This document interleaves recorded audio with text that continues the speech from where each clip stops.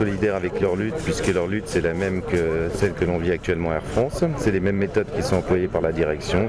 C'est le 3e PDV qu'on prend, donc effectivement on résiste au plan de la direction. Au global, chez Hop, il y aurait 300 emplois de menacés, 200 emplois en plan de départ volontaire et 100 emplois en redispatchant les salariés sur différents sites.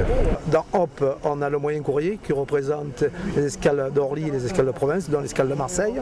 Et on est la même bagarre au niveau de l'emploi. Et les mêmes revendications, c'est les baisses de conditions, des conditions de travail, des conditions salariales, c'est l'attrition au niveau du personnel, c'est la baisse de charges, on part devant la concurrence, on s'efface devant le dumping social. Voilà tout ce qu'aujourd'hui vit Air France, c'est ce que vit Hop. Donc effectivement, nos luttes sont complètement convergentes. Ce qui veut dire c'est même combat. Même combat, comment ensemble on crée des convergences pour le maintien de l'emploi local, que ce soit Britannia régional ou à Air France sur les escales de province. Ce combat qui est en train de s'intensifier et de s'agrandir, par effet boule de neige, il faut maintenant aller emmener les sous-traitants aussi.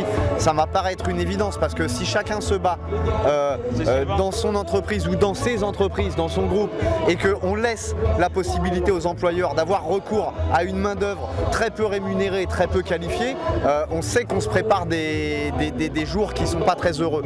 On retrouve des préoccupations qu'on retrouve partout, des salariés qui n'ont pas les moyens de bien faire leur travail, parce que manque d'investissement, parce que manque de formation, parce que menace de délocalisation ou d'externalisation. Voilà, c'est une entreprise, j'allais dire, comme les autres, où les salariés sont toujours culpabilisés.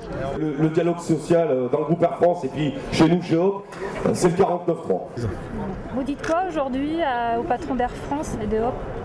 Qu'il faut, plutôt que de culpabiliser les salariés, leur dire que c'est eux le problème, de s'asseoir, de discuter, d'écouter les salariés. Eux, ils ont plein de solutions pour que l'entreprise fonctionne mieux, que évidemment l'entreprise gagne de l'argent, mais qu'en même temps, ça ne se fasse pas au détriment de l'emploi et des salaires. Dans l'ensemble du groupe Air France, des mobilisations sont en cours, mais il y en a dans beaucoup d'entreprises.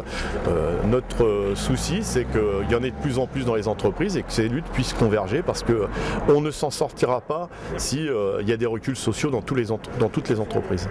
Si le 22 octobre, le jour du dernier CCE d'Air France, nous avons pu faire monter un bus à Paris, soutenir les camarades d'Air France, et si nous avons pu nous réunir avec les camarades du Cantal aussi qui nous ont rejoints sur l'aéroport de Clermont, il va falloir que le 2 décembre, nous décidions tous ensemble sur le département de ce que nous faisons de cette journée interprofessionnelle, non seulement pour la solidarité avec les camarades d'Air France, particulièrement les 6 qui passent en correctionnel, mais aussi sur les revendications. À partir du 2 décembre, faisons monter la pression sur les salaires, le temps de travail, l'emploi, la réalité dans les boîtes.